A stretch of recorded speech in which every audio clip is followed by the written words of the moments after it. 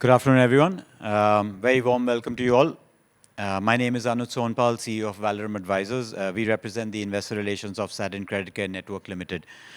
On behalf of the company, let me thank you all for joining us today for the Analyst Day 2025. Purpose of today's session is to provide you with deeper insights into the company's business, financial performance, strategy, as well as give you an opportunity to interact with the leadership team of the company. Before we begin, let me mention a short cautionary statement. Some of the statements made in today's discussions may be forward-looking in nature. Such forward-looking statements are subject to risks and uncertainties which could cause actual results to differ materially from those anticipated.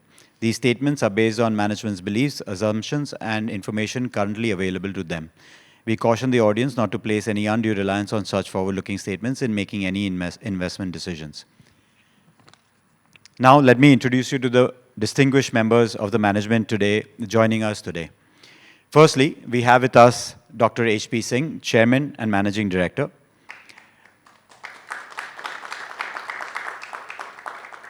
Dr. Singh is a visionary entrepreneur who transformed a grassroots insight into one of India's leading microfinance institutions. A chartered accountant and law graduate, Dr. Singh founded SENL in 1990 to bridge the credit gap for underserved communities through innovative financial solutions.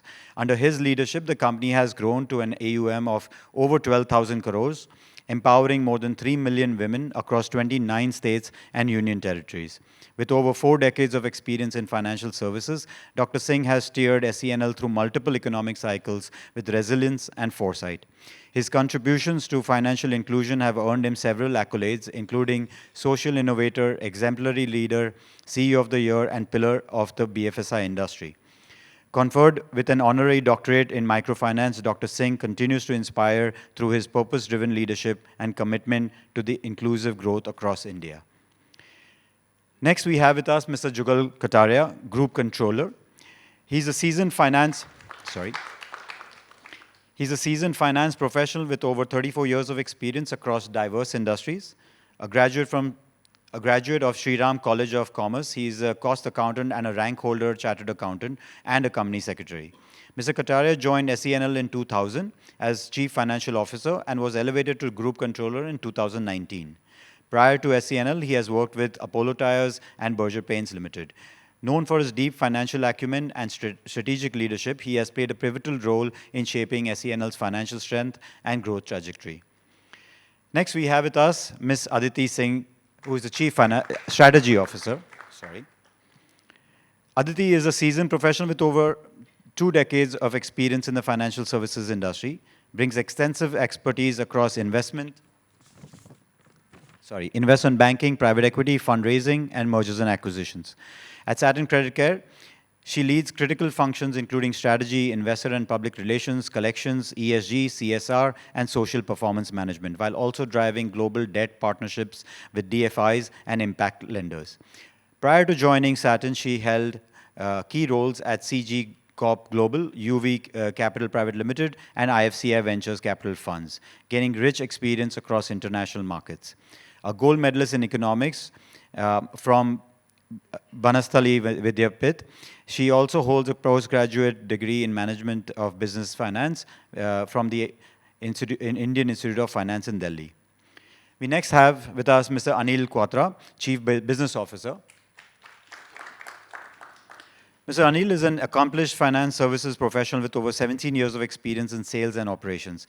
He has been instrumental in driving the organization's growth through his sharp business acumen, process re-engineering expertise, and focus on technology innovation. Known for his collaborative leadership and ability to align strategic goals with operational excellence, he continues to strengthen Satin's business performance and customer outreach. Mr. Quatra has previously held key positions at Bharat Financial Inclusion Limited, Max Life Insurance, India Bulls Financial Services, and ICICI Prudential Life Insurance, gaining deep insights into the financial services ecosystem.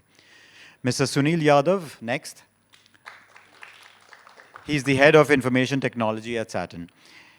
He holds a master's degree in computer science and a certification in artificial intelligence from IIT Roorkee.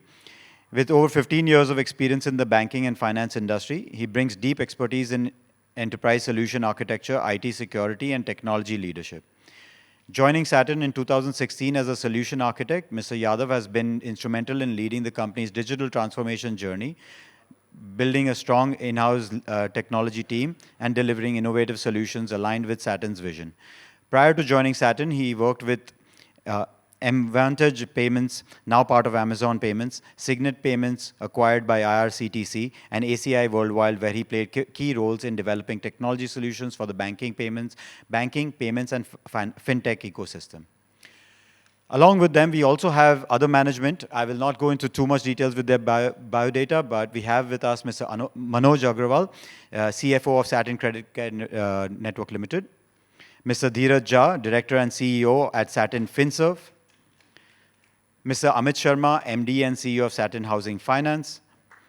Mr. Rupinder Kalia, MD and CEO of Satin Technologies.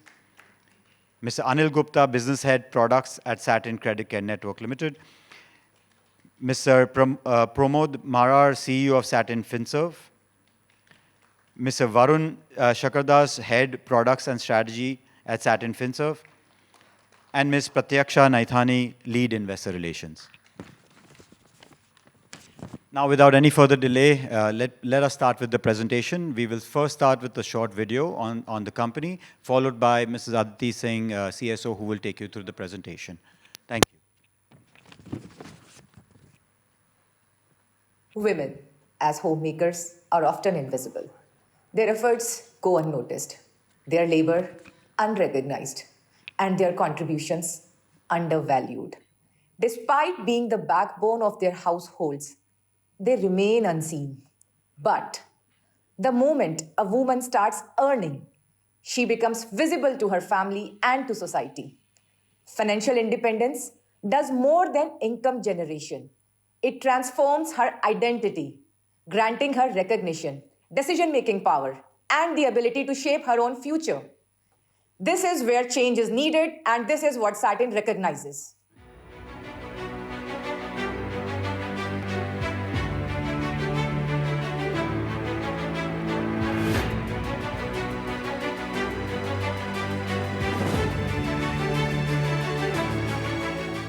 নমস্কাৰ, মোৰ নাম শ্ৰী শকুন্তলা নাথ। মই দুখন হালেদি চলি আছোঁ, পোহপালটো দি আছোঁ। এতিয়া ছেটিংছৰ পৰা লোন লৈ পেলাই মই এতিয়া হাল দুখন চলাই আছোঁ।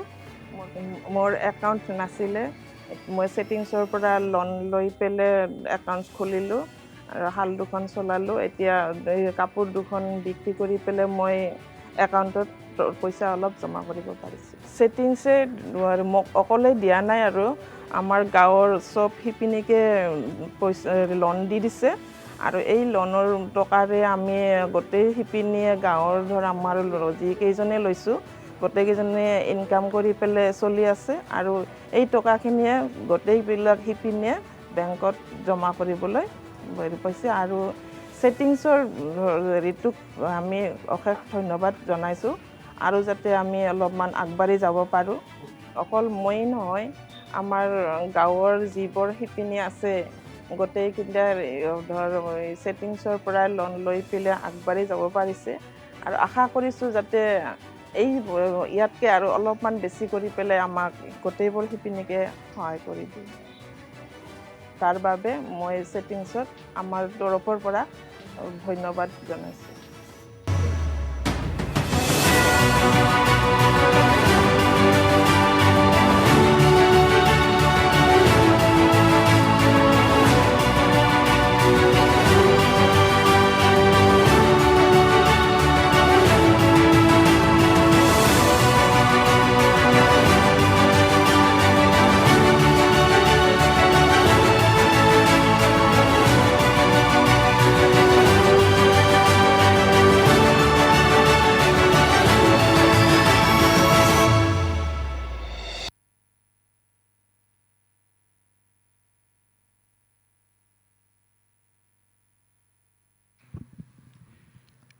I now request Mrs. Aditi Singh to please start with the presentation.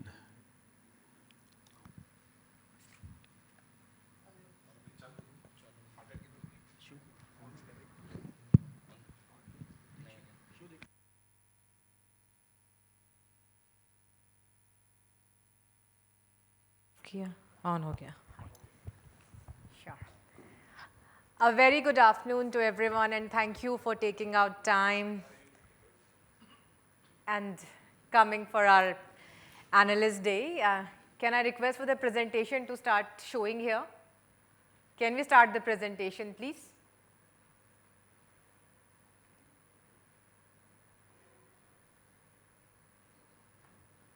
Okay. So of course, you saw who all have shown up to today's event. So I'll directly take you to a, yeah, sure. Yeah, thanks. So I will directly take you to a very brief background. Why are we here? I mean, we are here to meet you, but why is Satin here in the market or companies like Satin in the market? Because that's how we were. The sector that we have started addressing had no formal credit, had a lot of informal lending. We've all seen Bollywood movies and how the women were exploited by the money lenders. There was no bank presence, so one branch per 17 villages is how we were. Then the women and the rural households did not have enough collaterals to offer. There was very high cost. And when I say high cost, not just the cost of the interest that women had to bear or people had to bear, also the cost of operations for people, and a gender exclusion. And gender exclusion is real, except for microfinance. I mean, I had problem when I availed a home loan, so you can imagine the perils of a woman in rural India. If it not for companies like Satin, where would they have been? So this is where the sector has, without spending too much time of what it was and how exploitative or unfair it was. So where we are today, our industry size today is 3.75 lakh crores of market, more than 7 crore borrowers who we are serving, 80% rural borrowers, institutional. The portfolio quality is, despite today's choppy waters, you are all informed investors, informed analysts, you know how the market is, still the portfolio quality par 90 is around 5% odd. There has been a degrowth in the last market. We all know about it, so we will not discuss. But yeah, women share, which is almost 97% odd. Loan ticket size around 50,000 rupees. Digital penetration, and you all had spent some time in the experience zone, so you know what digital penetration or how we are talking technology here, and the employment. So when we say the employment, one is of course we empower the people who borrow from us, but it's also the people who we hire.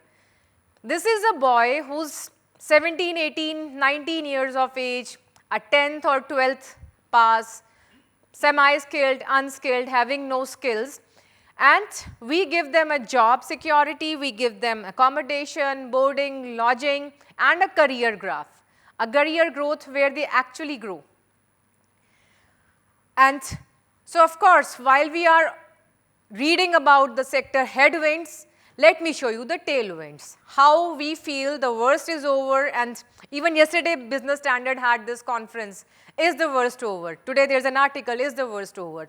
So that's how the worst is over. There are very strong macro tailwinds which show, one of course on the macro side, when the India's GDP is growing and we are reading India growth story, then is how the rural credit penetration, the sector where we operate, how that is working. How the portfolio quality for us has shown improvement. So from 8.3 odd %, now it has stabilized to around 6-ish% and showing further signs of recovery. Also the disbursements have started showing a positive trend. Regulator is supportive. Our SROs have come with guardrails 2.0 also until recently, which all is going to our favor because it's bringing a lot of credit discipline. Then of course the funding revival. Because so far the double whammy was, while there was a problem, there was also a funding winter for many, and I'm not talking about Satin here, I'm talking about the sector. There was a funding winter, which now we are seeing again green shoots where there are talks about a corporate guarantee fund of 20,000 odd crore and many other such measures. And of course the market growth potential, the market remains and market is here to stay. And so is the sector called microfinance. Then of course consolidation, efficiency gains, these are natural, I will say, growth drivers for any sector in general and for us in particular. So yes, stabilization is here and the sector is here to stay and thrive. Now coming to numbers about us and what we do. Of course, we bridge the capital gap, we serve the underserved, and there is a repayment model which is tailored to the cash flows of our borrowers who are majorly daily wagers or doing businesses which are cash intensive and very regular, I will say, incomes they will earn. So you tailor it to suit them. And of course, we do the real financial inclusion. We don't just talk about it, we walk the talk. Social empowerment. And you saw in the video, money is the biggest, I will say, enabler or gives the most empowerment. So yes, that's what we really do through our work. So it is indeed a purpose-driven vision which we have. I will talk about who is driving Satin. Who are those people? So it's a highly accomplished board of directors. Of course, our chairman and managing director is Dr. Singh, who has started and nourished this company. You have heard about him. Then Mr. Satvinder Singh is also a non-independent director. Other than these, there are 5 independent, very highly accomplished directors who are there. So actually, ours is a company which is a board, and that to an independent board-driven company. Whether it is Ms. Jyoti Vij, who is the Director General of FICCI, to Mr. J.D. Gupta, who was a partner at Deloitte and also on the board of Deloitte APAC. Mr. Kalra, who is a career banker, very senior banker. Mr. A.K. Sharma, who is the ED of LIC and also the CEO for LIC HFL AMC. Mr. Anupam, who is a very senior seasoned chartered accountant. Now talking about how we have, so of course, we are a 35-year-old company. We just had our birthday on 16th of October. So how we have weathered various crises. And we, where promoters have a significant skin in the game, so of course, we never had the luxury of a 1,000 crore check coming our way. So we knew we have to make do with whatever we have. Demon came, and Demon was very interesting now, not then, that at the time it was very painful, because more than 50% of our portfolio was delinquent at that time. With a net worth of 683 crore, our delinquencies were almost 1,300 crores. We weathered that. We introduced technology, we started diversifying into secured products, we added more capital. So those were the days where NBFCs operated at 15% or so, and we weren't any different. But we realized that now it has to be a different game going forward, and we changed it. Then came COVID. They say the mother of all crises, and rightly so. So during COVID, we again evolved. We did not wait. Technology, underwriting, fundraising, subsidiaries, of course, started taking shape. We were the first one to form a collection team, which last year people started talking about, and we already have a collection team which is seasoned and battle hardened, also fertile ground for poaching. So having said that, during COVID, our credit cost was the least in the industry. You're all again informed analysts, informed investors. Industry lost around 17% of their portfolio. Satin's loss was 10.7%, and it has covered by not one but many analysts. And talking about the recent industry crisis is why we were asking, is the worst over? We have actually managed the crisis so well that we are profitable, we are growing. The sector regrew by 20% last year, we grew by 7%. Even if we see the first half figure, so the 1.5 year, which is the crisis period, industry has degrown by 96,000 crores. So currently it is 3.39 lakh crore, it was 4,33,000 crore 1.5 years back. That means March. We have grown in the first half by 8%, and so we have grown actually 15%, 7 plus 8. So that's the huge gap, 22 negative to 15 positive is how we are distinguished. And of course, you can see the graphs which look lovely. I will not bore you with the details, but I'm sharing you how we have really differentiated ourselves as a very solid institution. Our growth is not sporadic, it is not accidental, and it is not given on a platter for sure. And this is where it brings us. Number 3 in terms of AUM, number 3 in terms of customer base, the most diversified company, 31, 26 states and 5 UTs, over 100,000 villages, and consistently among the top 10 NBFCs. And this time, funnily enough, it's like we were barely growing, but others degrew so much that the gap has only widened. This is just showing the vastness of our operations and how diversified geographical presence that we have. I talked most of the numbers recently and we declared our results day before, so I'm sure you may have seen it, otherwise the numbers are here for your consumption. ESG. Good to hear. Every fund has the theme, but who's really doing it? At a time when a large, I will say, consumer brand had their CEO take a private jet from Seattle every day, to who's really doing it. So that's how we are doing ESG. We are paperless. We have a green building. We are committed to United Nations carbon credit program. We are doing everything, you name it, in terms of bringing that positive change by green drives. And I'm talking about actual impact. We are the ones who do GHG accounting, all scope 1, 2, 3. And if you see our scores, it's only going better. We are setting up the baseline here, and there's more news for you to, I will say, keep following us. Coming to S. Here, I believe all of you are convinced that we are doing a good job on the social front, but I will still repeat it. Not only through our operations, but even through the activities we do on ground, whether it is financial literacy workshop, the health camps, how we doing for, we are supporting a university in Punjab which has more than 50% women in STEM through our CSR efforts. So how we are continuing to impact lives. And the most glorified and abused word, governance. So how we are governed, I told you about the board, I don't have to repeat. Full-scale transparency. So we take pride by saying what we are reporting, you can have it checked and you will find it confirmed. Tech-driven governance, so much so that whenever anybody from the regulators come to our office, for instance, if they come for 5 days, they are convinced in a day and a half, because we do not give them any report. We just give them login into our system.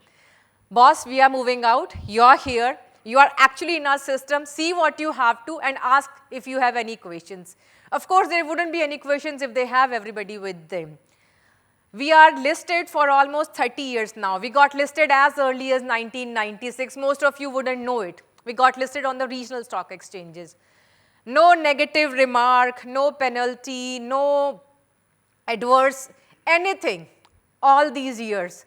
So I would say in terms of governance, no news is good news. There has been no news for 30 years and counting, I would say. Is how. I mean, one can say anything, and it is common to say that about promoter-driven companies, that there has to be something, but these numbers can't lie to you. This data cannot lie to you. And we have had adverse action as early as like last year, October was the time I remember, when there were adverse action on many NBFCs. And so that also speaks well when I say that we have had nothing to worry us, nothing that made us lose sleep. So that's how sure we are about what we do. And of course, our audit, our 3 lines of defense, I can go on talking about them, but you would say everyone says that. We also showed you how we do things differently, how transparent we are, how effective we are through our experience center, so be it. Coming to microfinance.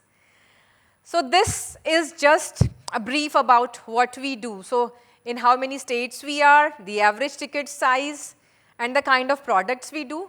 And currently, the standalone numbers in microfinance are 11,044 crores. And yes, the revenue we had was 1,358 odd crores is what we have done in the first half. I will take 2 minutes of yours because you have just seen the video. It is still fresh in your memory. What we have achieved by doing what all we have. So whenever we budget what we are going to do in the coming year. We do take into account macro factors and the other scenarios which are playing, then that makes us resilient to the external shocks. Because we had a robust KYC, we did not have frauds. Because we have a good onboarding, we had more rejections, and our rejections have been the highest, 64%, 67%. We had less credit cost. So we lost business perhaps, we did not grow by 50% when everyone was growing at 50%, but it was a good business to lose. So this is what we do, onboarding. And I will say, and I will quote my boss here, actually our business is not the business of disbursement anymore, it is the business of collections. So whatever you do, you have to do before onboarding the customer. Once the customer comes in your fold, it's only post-mortem, which is never very happy, never very pleasant. And for an unsecured book, even more so. So digitized onboarding, OTP-based verifications, detailed household income assessment, which is very tricky for our segment, for the informal segment. So you have to have that vision. If she has one cow, she's selling this much milk, this must be the rate, this is what her income must be. So this is how we are achieving it through our tech and processes, which gives us a good portfolio quality. Then the disbursement, again, how well you do it to your bank, to their bank account. So we as a company, we do not do KYC. We just scan the iris of our borrower and go into her data. We are implementing things like facial recognition. Like we all saw DigiYatra and we were floored by this, but we are doing it in the sector unheard of. And again, UIDAI registered AUA, KUA licensed company, the first one in the sector. Others are learning from us how we did that. Credit discipline, review, early warning signals, you name it. And that, of course, gives us better risk mitigation and better quality. Collection and delinquency management, because it all boils down there. What is the collection efficiency? Which will be the income? Which will be saving you the credit cost? So there again, we have the forecast, the scorecard, the centralized team which keeps a look at it and which shows the improvement in the overall business and collections. So thank you. This was all about me, and Anuj will take over from here. Our story is about people, purpose and progress. From humble beginnings with paper ledgers, handwritten documents to powerful cloud systems, we've always believed in empowering dreams through innovation. As we grew across India, technology became essential, not optional. That's why in 2016, Satin began its digital journey, transforming every process, every connection, and every dream we serve. Our process begins in the heart of rural India with a digital village survey and selection. Each customer's location is mapped with precision, ensuring no household is left behind. The journey continues with the open general meeting, where trust, transparency, and community engagement lay the foundation for every group. For interested members, KYC is completed instantly through eKYC using iris, an industry first by Satin, or facial recognition. For faster onboarding, OTP-based OKYC is also available. Every client is geotagged with her live photo in front of her home, and all information is securely masked. Alongside KYC, an automatic credit bureau check begins in the background. Our system verifies profiles using name, date of birth, address, credit score, and internal guardrails, ensuring responsible lending. Once cleared, the loan receives instant digital approval. Next comes bank account validation through penny drop verification, confirming details before disbursement. The shared service team reviews every client's detail and supporting documents before final approval. Before disbursement, members undergo compulsory group training, understanding financial discipline and repayment methods. Then comes the group recognition test, complete with geo-tagged house verification, ensuring accuracy and authenticity at every step. Once approved, both client and co-insurer complete e-signing via iris, making the process fully paperless. Immediately after, they receive the key fact statement. Simple, transparent, and secure. Funds are then disbursed directly into the customer's bank account through NEFT, maintaining 100% cashless operations since 2019. Repayments are just as seamless. Managed digitally through tabs, QR codes, UPI, BBPS, or Intent SMS. And when cash handling is required, trusted partners like Airtel Payments Bank, Fino, Bank of Baroda, FingPay, and Pay Nearby manage it safely, reducing risk and saving time. From village surveys to cashless disbursements, Satin's digital ecosystem is redefining efficiency, trust, and empowerment. One village at a time.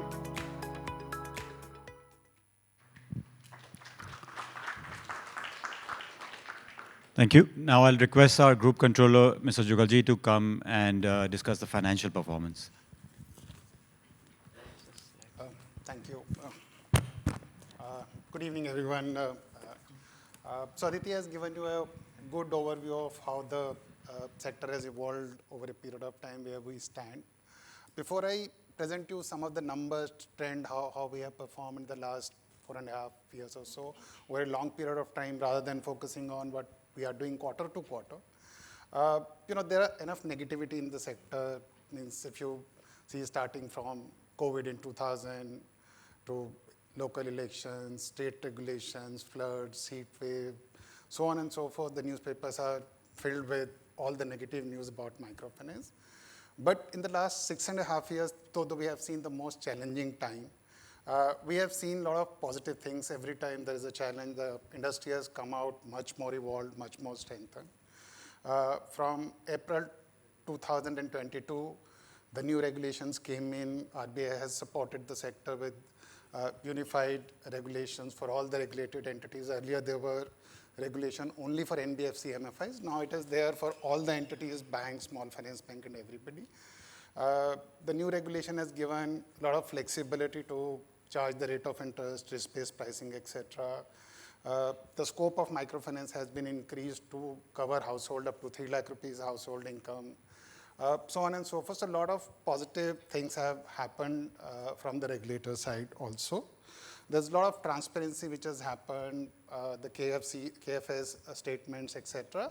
So things have evolved over a period of time. RBI has given a lot of teeth to SRO, industry associations. So over and above the well-defined regulations from RBI, even MFIN has given a very clearly defined guardrails which have implemented over a period of time. So today we are working in a very, very controlled environment and not, so whatever has happened in the recent 1.5, 2 years in the sector, some of the peers have reported huge losses.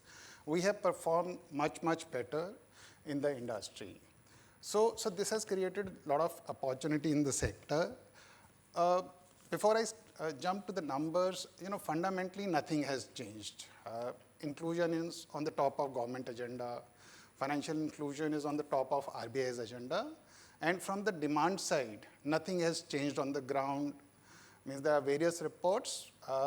In none of the reports, it is said that means we are serving at least 50% of the market. So there's a lot of unmet demand. So those who will deliver the things properly have a lot to gain over the short term, medium term, long term. So that is the background based on which we have evolved our business over a period of time and which is getting reflected in the numbers. So this is the broad trend of our AUM performance over a 3-year period. We have grown by roughly 21%. Our disbursement has grown by 35%. So in the most challenging time, we have grown while the overall industry has degrew. Aditi talked about the numbers. So as per the latest report, in the last 18 months, the industry degrew by 22%.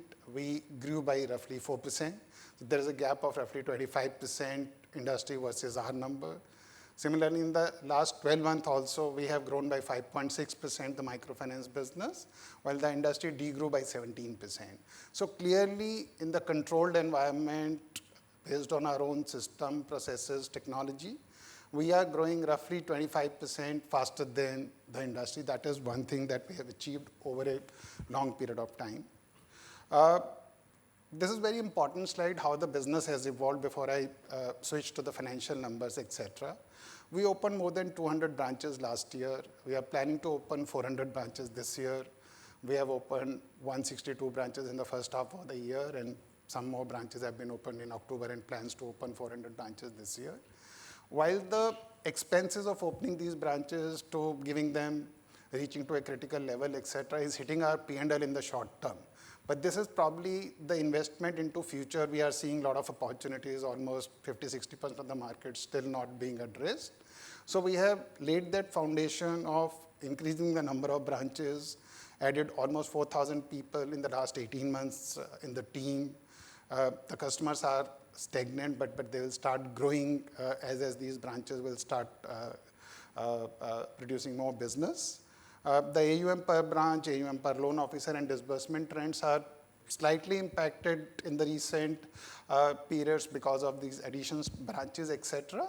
But they will start kicking in, and the operational efficiency will improve as these branches will, so to say, mature in the near term. And we have shown this growth in AUM in spite of increase in number of branches, and which is reflected in some part of operational metrics. We have done that following the guardrails much more strongly than what the industry has done. The industry guardrail has come over a period of time because of our internal processes, credit underwriting parameter, risk angle. The number of customers with 3 lenders, more than 3 lenders, is just 5.35%. The industry is talking about double digit, and earlier they were talking about even higher numbers. The 4+ customers are hardly anything, is less than 1%. On the other side, only 0.1% of the customers are more than 2 lakh loans, more than 2 lakh rupees outstanding, while almost 90%, 95% of the customers have less than 1 lakh rupees outstanding. So we have implemented these guardrails much before the industry has formally adopted them, which is helping us report better portfolio quality, etc. As and when those guardrails were imposed by the industry, we have implemented it letter and spirit right from day one, which has resulted into much better portfolio quality than the industry. This is a trend of last 4.5 years. FY22, the impact of COVID was there for almost 2 years, and then it started, so to say, easing out. FY23 and 24 were relatively better years. FY24 was actually the dream year in the recent past. And then in the last 1.5 years or so, because of the over-indebtedness issue at the industry level, we were also partially impacted because of that, though our credit costs and portfolio numbers are much, much better than all our large listed peers. But whatever is there, we have made enough provision in the balance sheet at an appropriate time. Last 1.5 years or so, GNPA are broadly in the range of some 3.5%. We have made adequate provision. End of March, the provision coverage was 90%. End of September, it is more than 100%, so 105% is the overall provisioning. So whatever flows are coming, we are making adequate provision time to time and not keeping anything under the wraps. So the book is adequately provided for. So shifting a little bit from core business to some of the other numbers, on the funding side, over a period of time, we have raised money from about 137 lenders over a period of time. Some of them have consolidated, stopped lending to the sector. But I think anybody and everybody who has lent into the sector has given money to Satin at some point in time. And you can do reference check from any of the bankers, any of the lenders.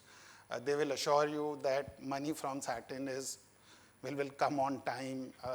Means in our history of 35 years, not even a single day of delay, forget default.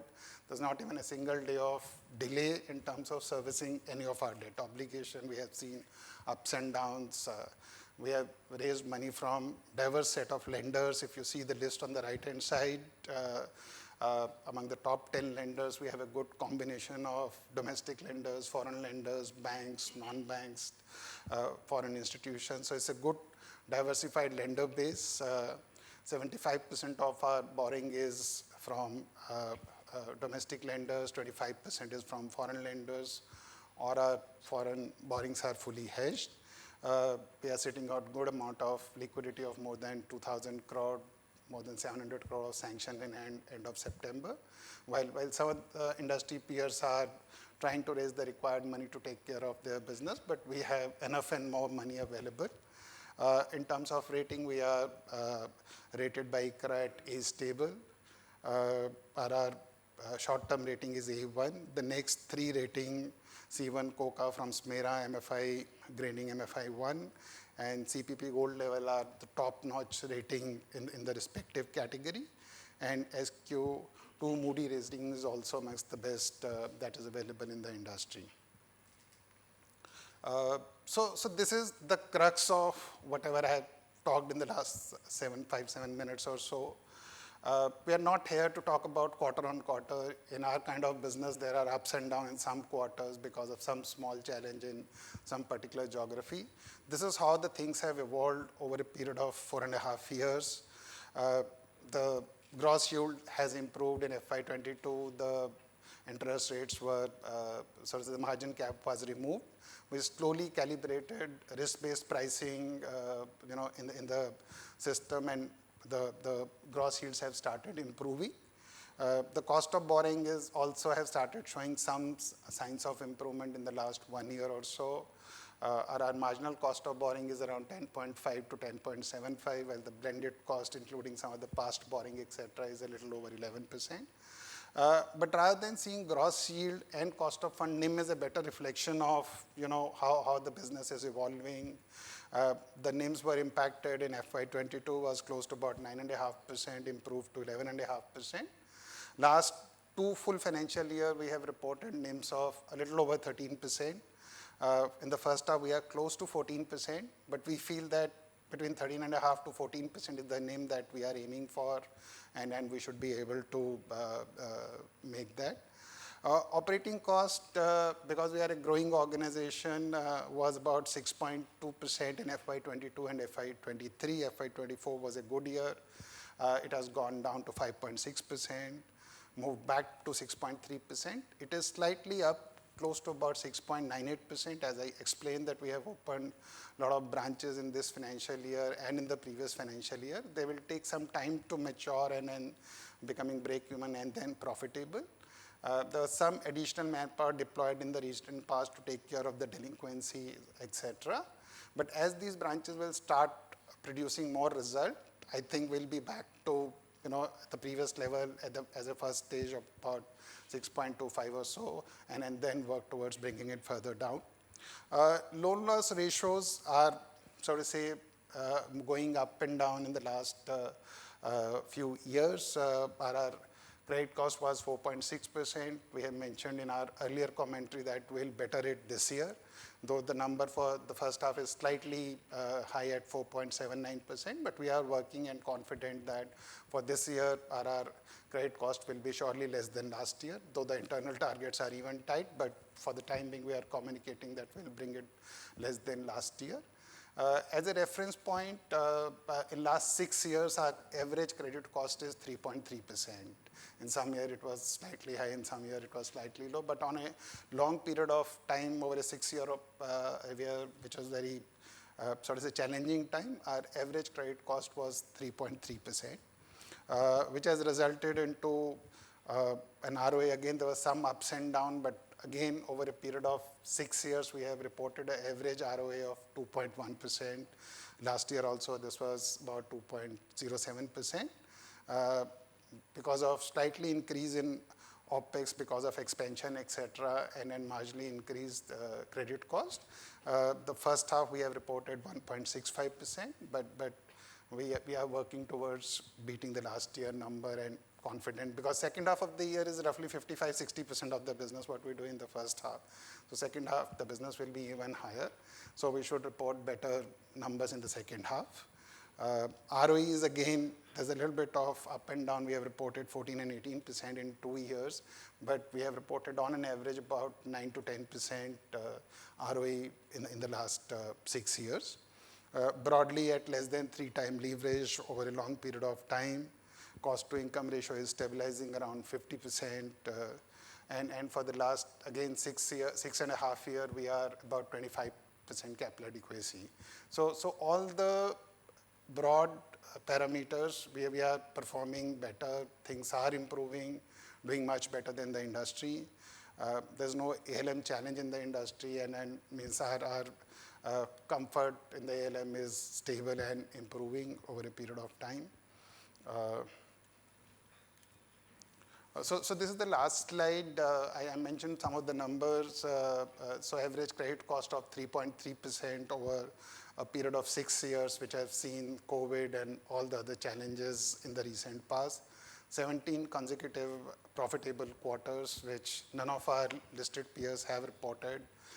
Average ROA of 2.1% and ROE of 9.1%, showing a consistent performance on the profitability front, a stable capital adequacy of over 25% for the last 6.5 years. Means our biggest strength, our team, the senior team is here with an average tenure of more than 10 years, which has helped us achieve all this. So this is broadly, so the message is that let's not see quarter on quarter while we can answer any of the questions on the quarterly number, but over a period of 4.5 years, we have performed much better than the industry is the message that we wanted to convey. Thank you so much. Thank you. Now I request our Chairman and Managing Director to talk to you more about our future growth strategies.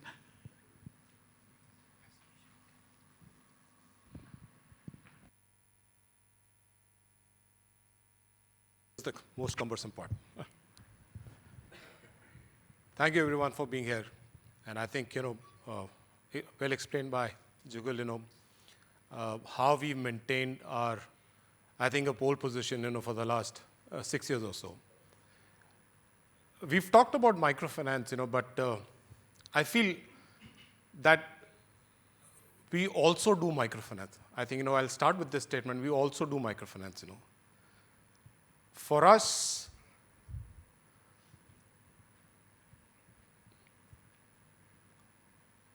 we also stop.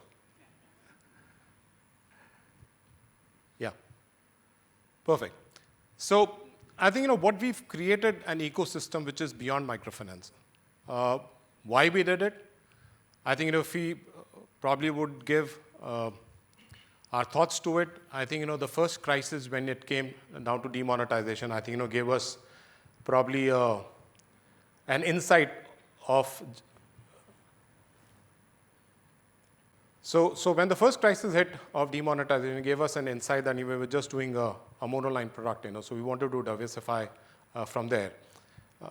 And that's how we created 2 of our subsidiaries now, which were MSME lending, which was secured, collateral based, because microfinance being unsecured had the perils of what unsecured lending would probably belong onto the table. We did housing finance. I think, probably getting a license was far more difficult than doing the business, at that point of time, and even today. So for us, having forayed into MSME lending, collateral based, housing finance, again collateral based. The idea was that since we have a network in the rural markets, there is a dearth of players who are actually addressing that market for MSME lending, which is the missing middle, beyond microfinance, and housing finance, which is limited to probably the major urban markets and semi-urban markets. So we thought that we can fill that gap, and we will also go beyond our monoline product of microfinance. Having done that, I think, for us, we have this, I use the word Hindi ka word, we have this kida of diversifying. I think we wanted to diversify more because we thought we have the ability beyond microfinance to do that. Came Satin Technologies. Why technology? Because for us, we were the first one to foray into our own internal software, which we built in 2016. Having done a use case on us by doing technology, LMS and LOS system, which we still go to a lot of fintech festivals and think we still look at people hopping upon LOS and LMS system. We built that in 2016. And we've used it ever since. What has happened is that we've been able to actually mature these systems of ours, whereby we have made now a flagship product of HRMS, which is HR management system, our LOS system, our LMS system. And in fact, after having done ISO 27001 in terms of our cyber, in terms of our security, we're also foraying through our technology company small and baby steps towards cyber security, because that we feel is also one of the key features which is going to be there for the technology world. We were still not satisfied, but we diversified more. We are just launching an AI of Category 2 fund, again, which is got it first. It's a women-led fund, women-oriented fund. It is inclusive. It is actually a fund which I probably got a word today morning, is that it believes in shift, which is, again, looking at sectors which are future ready for India, looking at sectors which are green, looking at inclusion in a larger space. So that's where our foray has been in terms of SGAL. These are all our 100% subsidiaries.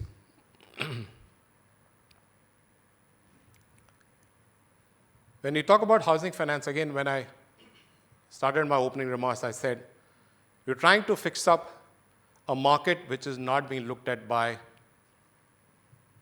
I won't say any lender, but I think you'll find practically no one in that rural market space. Housing, when we talk about, everybody talks about all these Category 2, Category 3 towns, but nobody talks about villages. There are 600,000 villages. There are about 800 odd plus districts, and we are probably there right at the grassroots level. And for us, housing finance comes from a basis where the ticket sizes are ranging between 4 to 5 lakh of rupees. Now, that is something, a market which is there. Today, when we talk about microfinance, we have about close to about 7-8 crores of borrowers. That's our market, which we are looking at housing finance, And we've been able to cover our first milestone. We've actually done 1,000 crore plus AUM now. We just completed it in October. So for us, that's where we are heading towards in terms of our housing finance segment. MSME, again, for us, microfinance gets limited to a certain space. It gets probably finished off at about 100,000 or maybe 125,000. What happens beyond that? Supposing a microfinance borrower who's in need of maybe a high ticket size loan, for us, it starts from about 1,25,000 down to about maximum 5 lakhs. But the sweet spot for us is about 150,000. Collateral based. Again, people or borrowers who've actually done a cycle with us, they are eligible to do that. We have their credit behavior. We have their credit records. We have actually seen their credit profiling and everything, And that's probably a ready market for us to probably foray in, And this is probably a sweet spot for us. Again, we've covered a distance across, by having an AUM of close to about 600 crores. And what we have added now more in terms of our foray again into green finances. So that's a separate vertical in our SFL company where green finance is going to be looked at. And we've actually looked at it from a viewpoint where we are looking at renewables. We're not looking at EV to be for sure, but we are looking at renewables. We are looking at energy renewables. We are looking at sustainability. We are looking at circularity. But we are also looking at, in a major way, on climate change equipments and companies from there on.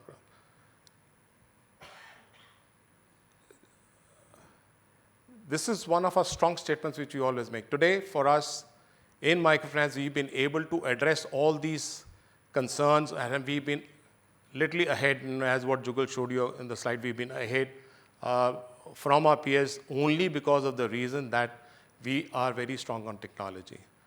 We are strong on technology. We've been strong on our MIS. We've been strong on customized report because it's easy for us to customize anything and actually do it rather than wait for an outside vendor to probably come and understand the business and then try and evolve on it.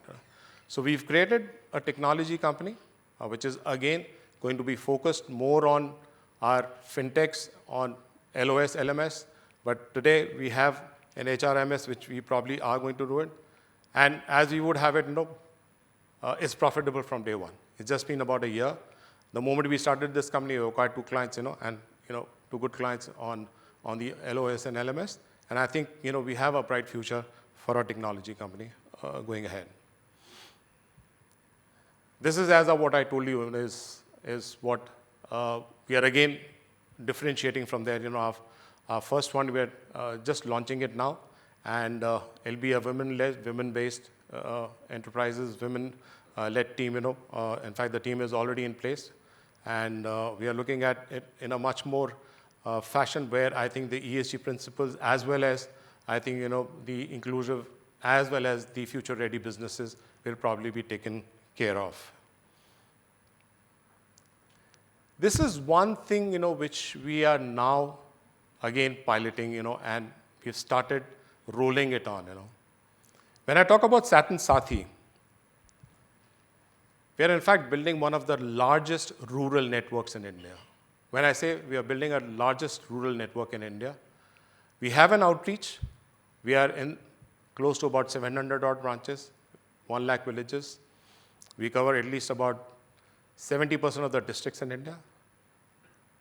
And if I give you an insight into what Satin Sathi will bring in, we've got 22 lakh customer service points across India, 22 lakh. If we are even able to tap, out of that about 8 lakh are active CSP points, if we are even able to tap close to about 10% of that, which is about 2 lakh agents across India, we've made a huge network. Why? We've just opened up 30 branches in about 2 months. 30 branches mean we have 3 relationship managers in that. Every relationship manager has onboarded about 100 agents of ours, which means we are enrolling close to about, with 100 people, about 10,000 agents. Now, these will actually bring in and give products and services. When I talk about products, it is products beyond lending. These are products which are aspirational products like consumer durables, like various other products like, as low as pressure cookers, as low as bicycles.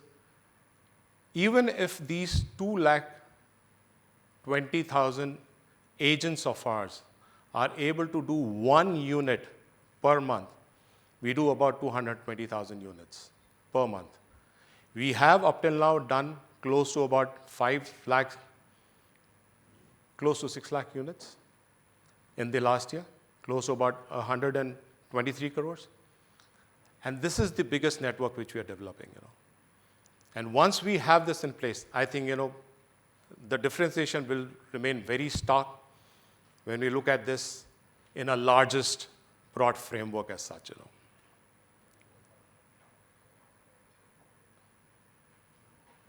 I've given you a download of the diversification which we've done, The only thing which I can tell you is that we are not an NBFC MFI purely as what people perceive it to be. And I think when I talk to people and when I talk to, I think analysts, I talk to investors, I talk to a lot of people, the bracket seems to be microfinance, For us, the bracket is not microfinance. As I said, we also do microfinance.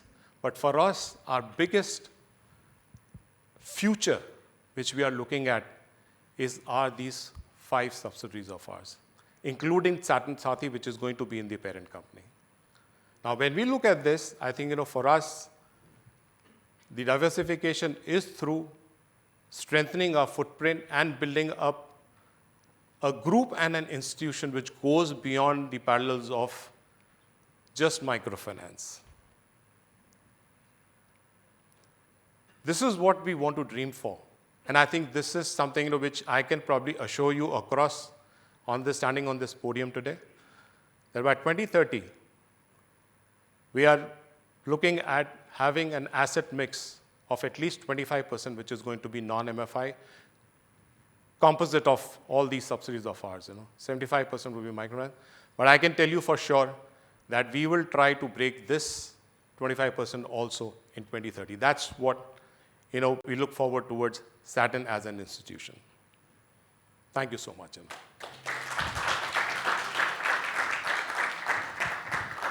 Thank you, Dr. Singh. We'll start the Q&A session now. We have 3 people with mics, so if you have any questions, please just raise your hand and we'll hand over the mic to you. Before that, the management will just take stage.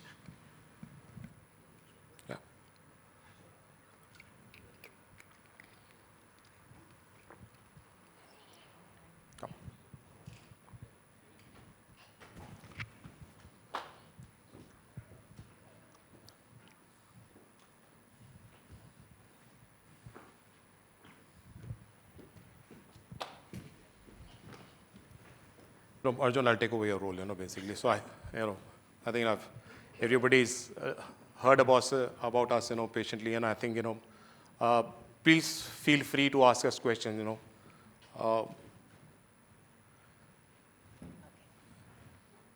and I would love that people can ask us questions,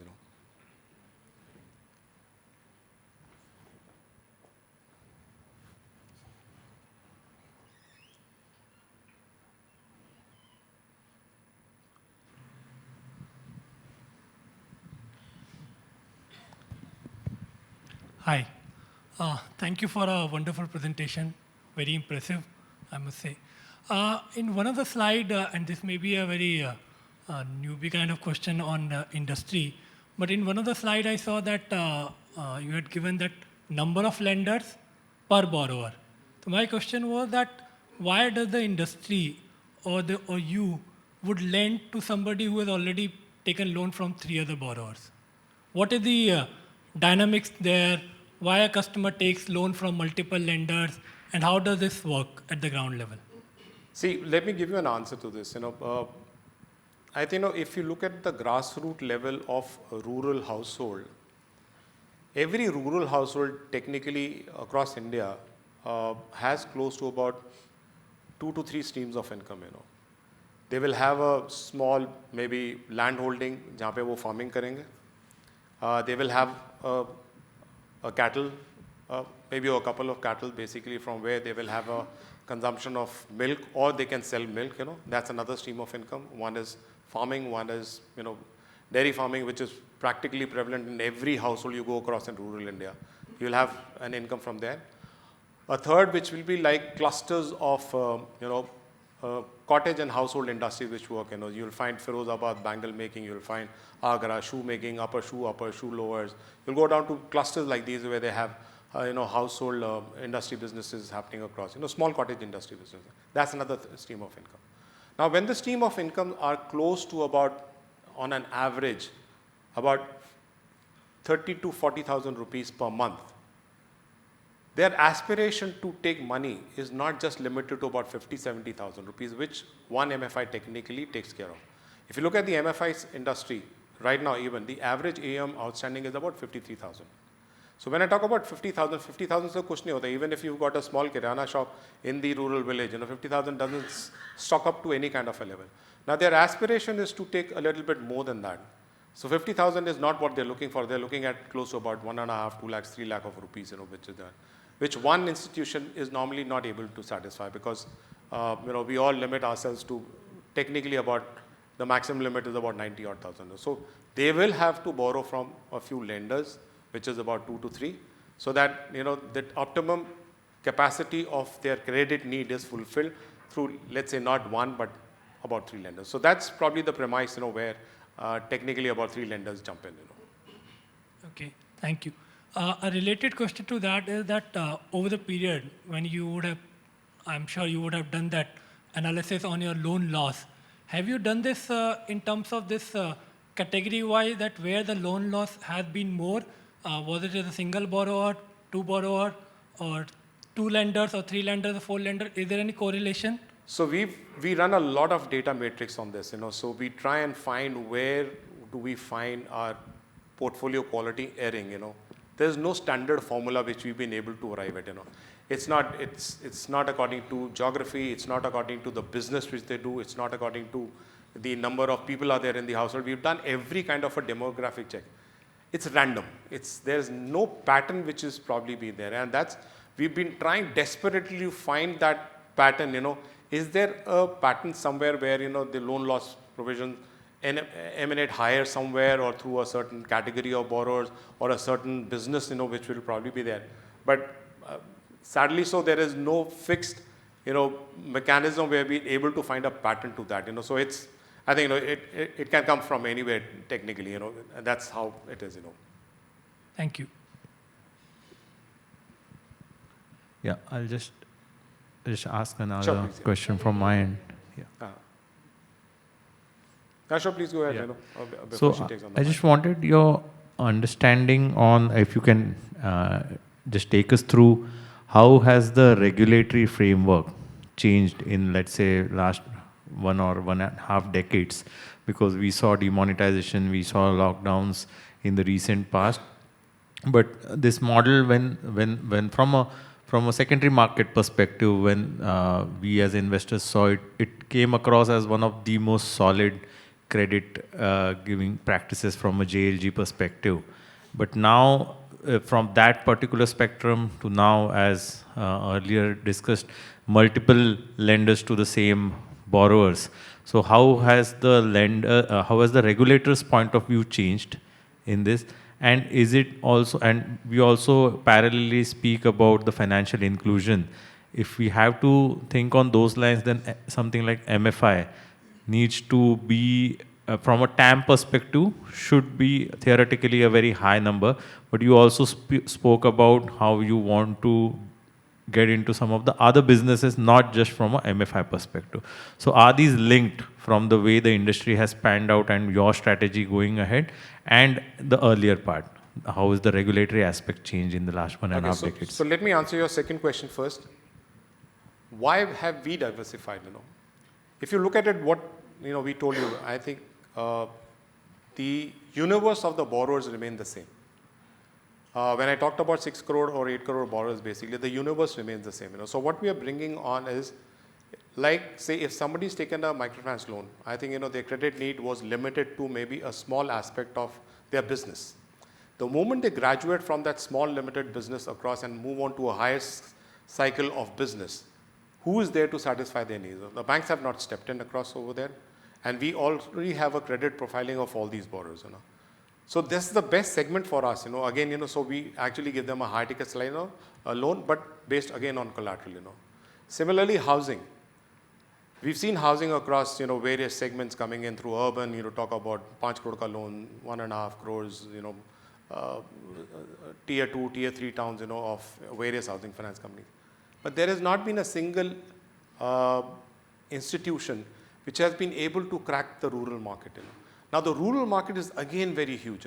Somebody wants to make 2 rooms in their, in a rural household. They want to construct maybe a floor across over there, or they want to take, because the family is getting big, maybe want to take another house across over there. That's a huge segment again. But again, it's a borrower who actually resembles a microfinance borrower. Now, what better for us? They already have a credit bureau. They've already done maybe a couple of cycles with us, or maybe with someone else. That's the best segment we can probably address. And that's the reason why this diversification has happened in these kind of products, across over there. Now, talking about the regulatory, framework, I think, it's easier to understand about, and this, I was there at the Business Standard Summit yesterday. I said, it's so easy to talk about negativeness, but if you look at the financial inclusion in a broader framework, I think the regulator is tuned towards making it reach. People have been talking about inclusion. They've been talking about it, but I think we've been able to deliver it. And through this outreach, the regulator, after having fixed up an interest rate cap or maybe a margin cap for so many years, post the Andhra crisis in 2010, opened up, the harmonization code about 2.5 years back, I think there was a rush after that for people to really grow. And I think that rush probably has paid off with whatever headwinds is there. But the idea behind all this regulatory framework was, again, that let's open up the sector for more people to drive financial inclusion. So the government has a very strong foothold in trying to do that. And we are actually working on that so that we are able to drive whatever we have to drive through this. Regulation-wise, they've just opened up, again, the qualifying asset norm. So today, for us, we were limited to 75% of qualifying assets. We were just pure microfinance. They said, okay, fine, you can do more. It's now brought down to about 60%. So we have a headroom of about 40% more to do non-qualifying, non-microfinance assets. So I think, if we are looking at financial inclusion or broader framework, I think the regulator, the various stakeholders are probably in for it, and that's the reason why, in spite of all these crises, there's been no failure. Honestly, there's been no failure. We've had, huge credit costs, we've got huge write-offs, we've got all that, But these are strong growth companies. These are strong companies with strong capital adequacy. If you talk about our capital adequacy, we're at about 26%. Last, I think, 6 years? 6.5 years, we've been above 25% capital adequacy, where the statutory norm is 15%.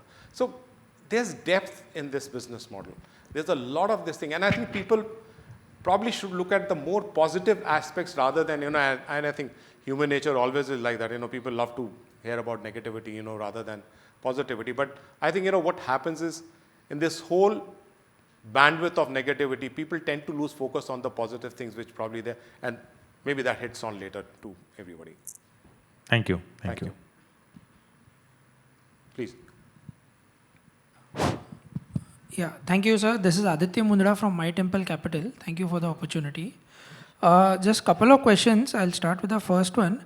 Sir, if you could just throw some more light on Satin Sathi, as well as the exact business model for Satin Sathi, the AIF and the tech platform, and how much regulatorily can we go for our non-MFI revenue? There must be some cap, or we can have any amount of... We don't have a cap on that. Okay, so we can have any percentage of non-MFI revenue. So let me tell you, Satin Sathi is a non-qualifying this thing. It's a qualifying this thing, because what we are trying to do is we are only targeting microfinance borrowers for our Satin Sathi outlook. So for us, this extensive network, distribution network, piece which we are making is only to satisfy the needs of our customers, our microfinance customers, to take on more aspirational products and services like a TV, a refrigerator, a mobile phone, a cycle, a dinner set, things like these, a solar system. Besides non-financial services or financial services like insurance, look at maybe telemedicine to a certain extent. We do have partnership with a Swedish company called Doc Online. We do their, Doc Online, and this came through COVID. So let me give an answer to that. So today we have we onboard close to about 10,000 customers every month, where today my rural women borrower has access to at least about 20-25 panel doctors on telephone for a payment of about 300 rupees per year to make innumerable phone calls, get prescription medicine written out by that doctor, and all fields, talk of neuro, talk of ortho, you talk of gynae, you talk of, psychology. It's everything which is there. This is the network which we are building across over there. Now, at a mere 300 rupees, you can make at least about 3,000 calls in a year to get, your prescription medicines from a very well-known doctor from there. So this is the network which you're trying to, to make it. So it's on a platform. It'll be a platform, yes. It'll be a platform. It'll be a digitized platform, basically. It'll be all digitized completely. We won't move through any kind of a manual interventions or anything. It'll be completely a digitized. But then you will have the requirement of they having smartphones, and which... So let me answer this also to you, for the consumption of everybody. We did a survey of our borrowers. You won't believe it. About 70% of them, the women borrowers, had smartphones. Okay. The balance 30%, which did not possess a smartphone of their own, had somebody else in the family own a smartphone. So that is not a mitigation, which probably is there. Have we started anything there? Yes. Satin Sathi, we've already enrolled close to about maybe 1,000 odd, agents of ours. The business, the transactions have started, actually. So any AUM which is developed there, that's no, how we'll our calculate. AUM, which we are not doing through the agents, is already 125 crore, but now we are shifting it to the agents. Okay, we've done that. But it just, we've opened up 30 branches, right now, and we've enrolled about 1,000 this thing, and maybe by the year end, we'll probably have these 3,000, 4,000, agents, working full time on this, And any light on AIF and tech platform? AF, I think, Aditi is probably the person who's leading this, can probably throw you more light on that, Yeah, Aditya. So this AIF is actually going to focus more on the MSMEs, more on the beyond the crowded market. So it is again semi-urban, small towns, MSMEs, they are vendors, and the ticket size is around 4 to 6 odd crores. It is more like a performing credit which we will be doing over there, which will also have an element of equity, and we'll also do some acceleration, startup acceleration and mentorship over there. So that's what the theme is, and theme is again MSMEs, the theme is green, so it's like, again, somebody who's working in energy efficiency, they are doing maybe 50 crore of sales, they need to scale up, but still a plain vanilla term loan is not for them.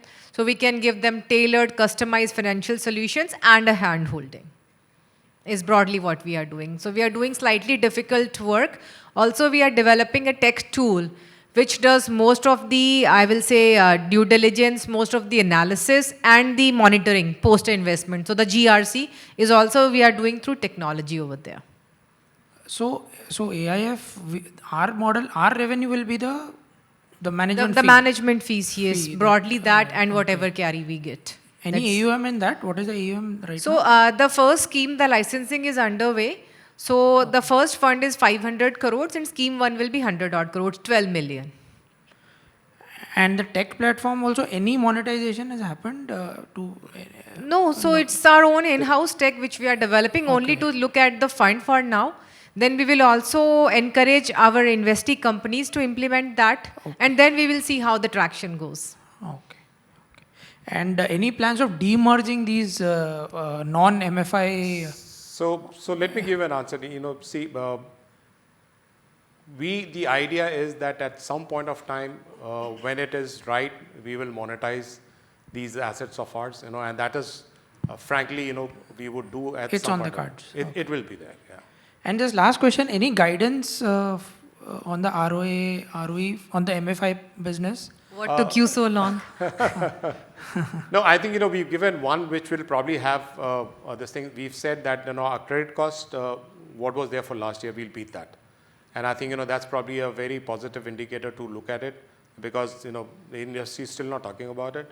But we've said that, our credit cost for last year was about 4.6%, again, one of the lowest in the industry. We'll beat that for sure. Anything on the ROA? That will lead to the ROA, basically. Okay. Okay. Thank you so much. Thank you so much. Just to add to, so just to add to your questions on the revenue for the subsidy, etc. So there is no limitation. Whatever investments we are doing into subsidies, part of our non-qualifying book at the MFI level. But the equity that we are giving it to them, they can leverage that and whatever they want to earn out of that, whether that revenue is less than Satin, more than Satin, there is no limitation there on that front. Yeah. Hello, sir. This is Sagar from Spark Capital. My first question was that after the implementation of the guardrails 2 actually, and almost several, and before that guardrails 1 and RBI had several observations regarding the business, and that's why they took the diversification path. So in the last 6 months, have you found out some meaningful actually changes in the business? Is it helpful, these guardrails, to choose the best quality of customers? Is it helpful for you to at least, you can say, to choose the right credit actually as compared to before? So let me put this in perspective for you. We are the only institution which brought our own internal guardrails 2 years before the actual guardrails by MFIN and everybody came in.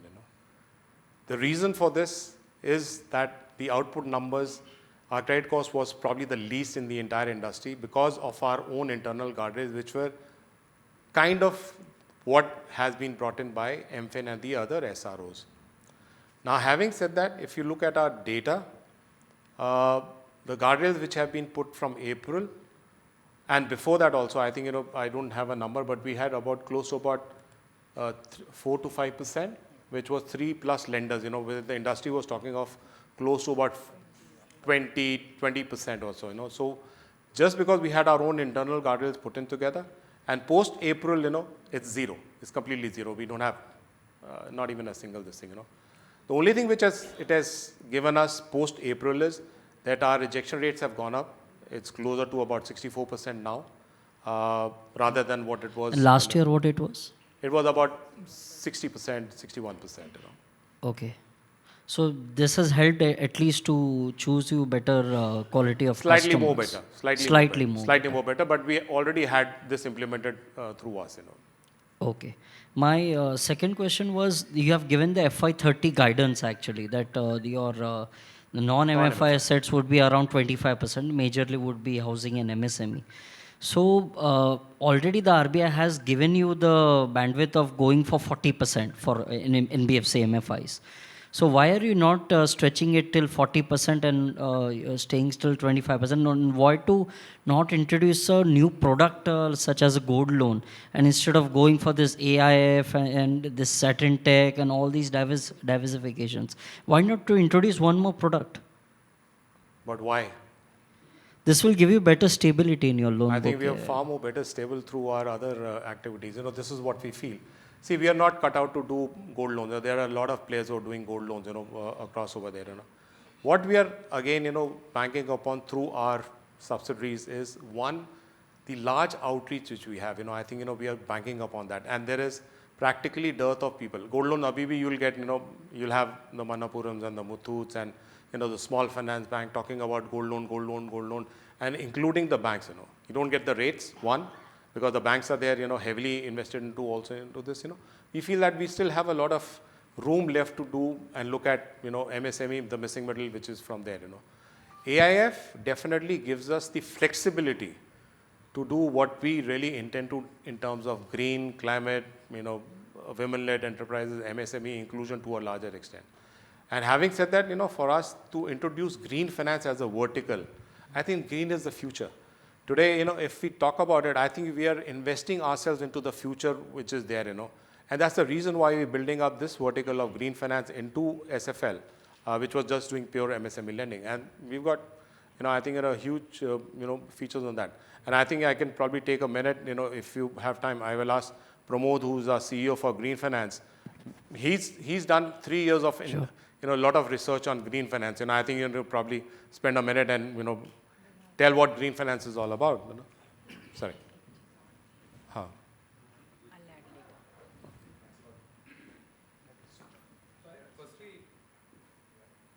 To understand what's green finance. I think there's a lot of vagueness, ambiguity out there. People generally tend to relate EVs only as green finance. Possibly it's a buzzword. I've spent 5 years. I burnt a lot of money also out there. So I've learned it the hard way. But there are many verticals out there under sustainability. I think solar or clean energy has been there, active for quite some time. Biofuels, renewables, circularity, energy efficiency. So these are spaces that are new. And when you say about gold loan, that's been there for ages. So there's no novelty element that you're suggesting. As in, it's a great business, secured. It's a great business, collateral, solid returns. But is there a novelty element out there? The answer to that is no. So which is where we have identified green as a space where we believe we'll start early. And by 2030, when the market is mature, we'll be possibly one of the leading lenders out there. So that's the idea out there. Any specific questions, then possibly I can answer that. Okay, so in this green finance, this will be within the MFI, or this is the fourth portfolio that No, this is what was mentioned. That's under SFL, under Satin SFL. Finserv. Satin, Because we have already been doing MSME lending in the Satin Finserv business. So it's an extension of sustainability out there. Okay, so those businesses which are involved in this kind of Yes. There'll be ancillaries, there'll be adjacencies also out there, which we'll cover as we move on. See, it's not something that we want to do in the very first year. We'll do it in a modular manner. We'll build verticals one by one. Okay, sure. My third question, sir, was regarding to the... So one technicality I would like to bring. Sure. You said RBI non-qualified norms. Now technically, even if 100% of my portfolio is MFI, I can have 75% qualified because non-qualified is cash, equity and everything else. And the investment in subsidiaries also. So we have invested almost 560 odd crores in the subsidiaries also.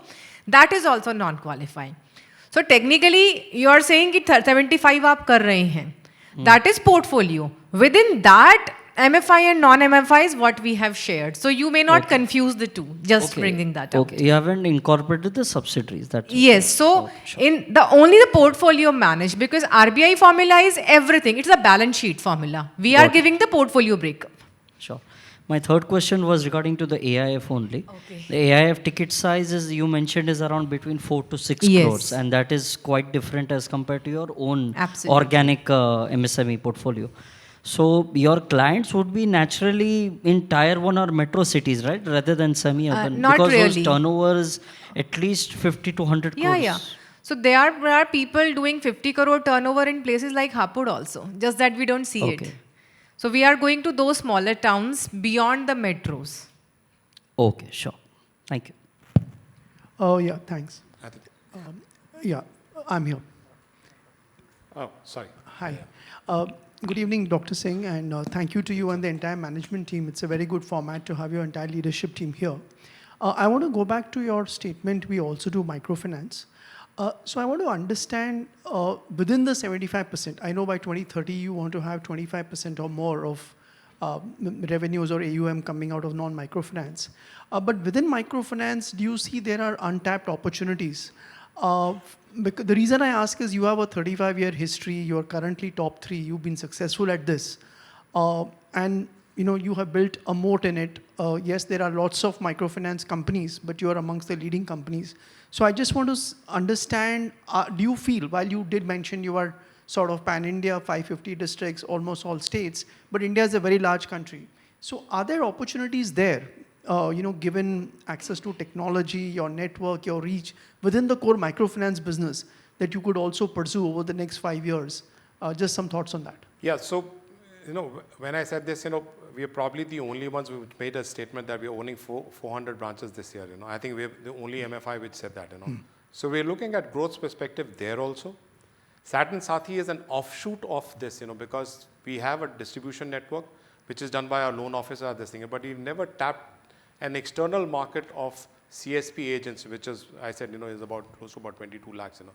If we are able to empower that and bring into that fold various other products and services which are related to microfinance, I think we will have something which probably nobody can ever, imagine to do it in microfinance. So that is what we are trying to work upon. Got it. My second question was around the regulatory approach. You interact closely with regulators. Now, this industry has had various cycles. Some have been state-specific, but there have been various cycles around it. So how do you think the regulators currently viewing this? And I know it's not always within control because there might be state-specific situations. But just some color on this, how important is this sector for the regulator, and how do you see the regulator supporting this, given the importance of the sector? See, I'll tell you, as I said before, I think, financial inclusion is a space which is loved by everyone, to be very honest. The politicians love it, the bureaucrats love it, the administration loves it, the RBI loves it, because we come under their fold, But I think, what is important to understand is that for them, they are making regular changes to enhance our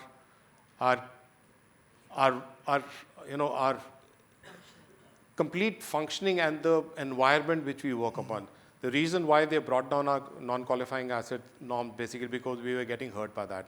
The reason why they deregulated the interest rates because it was difficult to actually drive financial inclusion on a larger scale because of these interest rate caps and everything. I think they are looking at it from a very positive standpoint of view.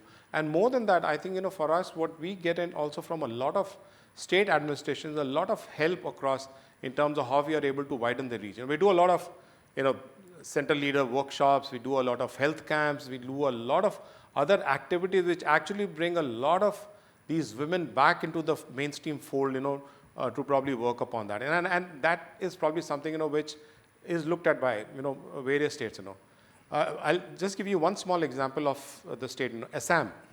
Assam went through a mode where I think the state government stepped in and they realized it pretty fast that, it's very difficult to survive without microfinance, And the moment they could understand that, they were able to bring back the AMFRSI bill, and, things are back. You won't believe it, post that, and I think we were the only institution which took that call. Today, our portfolio over there is the best. We have a power of 0.02%, That's how things work out in terms of inclusion, Thank you very much, and all Thanks. the best to the Thanks. entire team. And just to add, RBI has supported the sector whenever there is a state level issues. They have come very clearly writing to the chief ministers and the state secretariat, etc., taking a very clear stand that the RBI regulated entity should not be part of the local regulations wherever it is. They are sending that message very, very clearly. Thank you. Thanks. Yes. Hi, this is Gagan Baya. I have a few questions. I'll just quickly go through that. One maybe initially will maybe address to Jugal. What are our collection efficiencies and how has it gone like from a stability to gone down, and how has it recovered in last 3 years? So as I shown that, post COVID, etc., PAR 1, etc., has gone up to double digit and all, and then over a period of time have come down. FY23 was slightly better. FY24 was a dream year. And then the portfolio quality was broadly fine till June 24, which is the first quarter of FY25. And the industry has gone through very, very difficult time. A lot of peers have reported losses, etc. And we were also not insulated. So our PAR 1 and PAR 90 numbers have started going up. But they are coming back on track. So as on today, our PAR 1 is about 5.8%, PAR 30 is about 4.9%, PAR 60 is about 4.2%, and 90 is about 3.5%. So it has gone up from 2020 to 22. It was going up, and then was better year during FY23 and 24, and then now again stabilizing and improving. Mm-hmm. How much of our disbursement and collection is in digital form, or how much is in cash? So disbursement for last many years is 100% cashless. Money is flowing directly into the borrower's bank account. Cashless collection, we are not pushing it hard, but about 16-17% of the collection is where nobody is touching cash. While some of the borrowers go to the BC points, deposit money, but borrower is paying cash, so we don't see it as a true cashless. About 16-17% of the money, when the money is flowing from borrower's account to our account. So disbursements is 100% through the bank accounts, but 15 to 16% is where there is no cash involved, where the borrower actually makes a digital payment. The balance, I think 13-14%. So in total, if you look at it, it's about 25 to 27% is, the balance 13-14% handled by agents, who pick up cash basically. So we don't handle cash in that, So if you look at pure digital, it's 15%, 16%. But if you actually talk about the largest framework of digital, then it's close to about 27%. Okay. Also, in last 15 years, the MFI industry has seen 4 major instances. One was Andhra government coming out with some harsh regulatory steps. 2, demon. 3, COVID. And 4 was this episode of over leverage in the sector. And every time the entire industry has gone through, it goes up, then again goes down, then again goes up, goes down. So, from a risk point of view, how are we planning as a company to bring in mitigants or resilience so that, taking the learnings from these 4 episodes so that we can have a more resilient portfolio going forward? You can't guess what changes government is going to bring. You just have to go through it, Yeah. Something like demon, you can't guess right now. Yeah.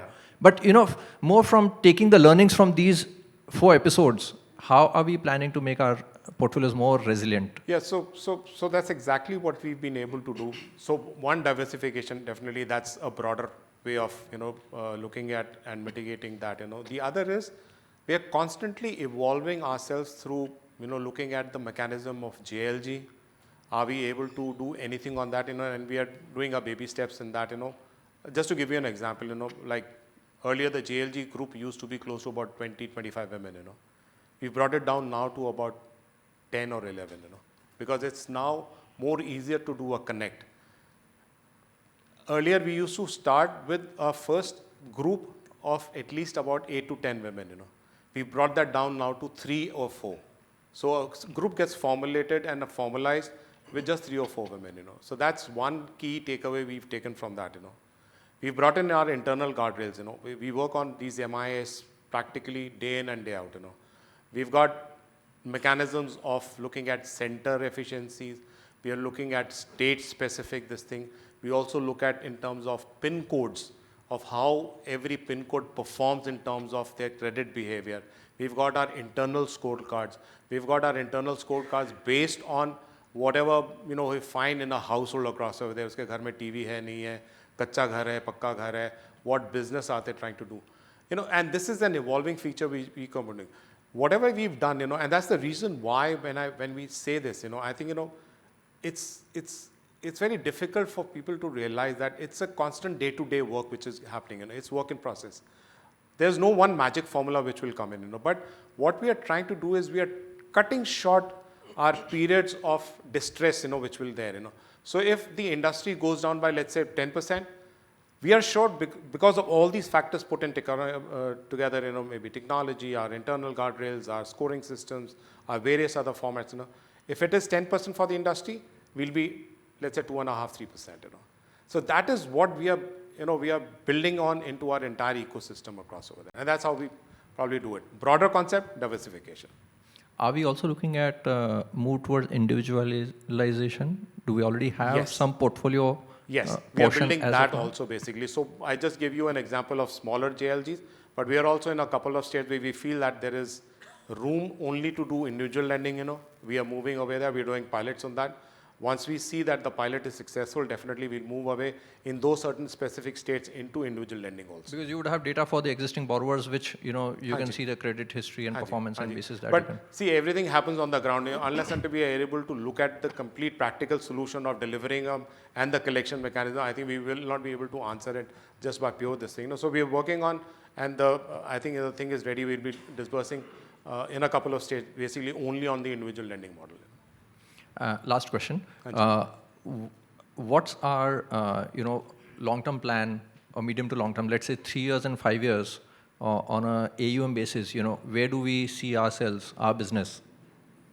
We are looking at a growth of close to about 10 to 15% year on year. That's what, this is not a guidance, but this is the broad framework we are trying to look at, about 15 odd percent. Look at 25,000 is what we are looking at the AUM by 2030. But that's what our internal this thing is. We will beat that, that's for sure. 25,000 by 2030 on the AUM. Okay. And on the gearing ratio? Gearing, we are at about 2.75 even now. What do we aim to be at by 2030? So there are two things. One is that the microfinance business probably will grow broadly at 15% plus minus something. The subsidies on a small base will grow much faster. Housing will just cross 1,000 crore. SME is close to about a little over 600 crore. Green is a new initiative. Will help us achieve those numbers. As far as gearing is concerned, we have an internal target on capital adequacy. We do not want to go below 20% at any point in time, and within that, 18% tier 1 is the broad framework with which we have been working for the last 6-7 years, and always maintained that. Gearing means at some point in time we may touch closer to 4, but on the capital adequacy side, we want to remain at least 20% capital adequacy. Thank you and all the best. Thank you, sir. Thank you. The lady in back had a question. I saw her raising hand sometime. You still have your question or they are answered? No, I was asking on Satin. Okay, Achha, sure. okay. I'm glad. I think so. Yeah. So this is CA Vishal Chawala, myself. So it was a very good presentation, and it looks very balanced management team. It is a very clear presentation also. So my question is like, which are your closest competitor? In terms of microfinance? Yeah. We are our own competitors, No, I'll be very honest. You have a pipeline, your next projection for next 5 years. Shall be more players will be coming. Now for gold loan, so obviously you are not going into the gold loan because there are a lot of other big players also, so you can't go at this point of time. But there will be more players, there are other listed companies also today which will be eyeing the microfinance business. Because आज की date में तो microfinance को कोई देख ही नहीं रहा है. So, मतलब I don't know how many would like to come in, but honestly for us, I'll be very honest, we are growing, we don't want to grow by leaps and bounds basically because for us portfolio asset quality is sacrosanct, we want to just concentrate on that. And as I said, for us, microfinance is about 10 to 15%, growth year on year. We are concentrating also on our other subsidiary basically. I think, we feel there is a lot of, meat left in that, to probably look at that and we will develop that, So I don't think so. We've got competition, we are very diversified now. I think, if you look at, I think, it's for people to actually look at that landscape completely. Our landscape is completely different. That's the reason why I made this statement before the start of my, my talk basically was that, we also do microfinance because this we've been doing, it's like been ages for us. Okay, sir, any dividend policy you are thinking? Was NBFC में बड़ा मुश्किल होता dividend देना because we are all constantly expanding, over leveraging yourself and everything, But we'll see if we feel that, our tech company, our AIF, everybody is giving us a lot of meat to probably do it. I think, we might surprise you all with, some dividend at some point of time. Okay, thank you, sir. Thank you, sir.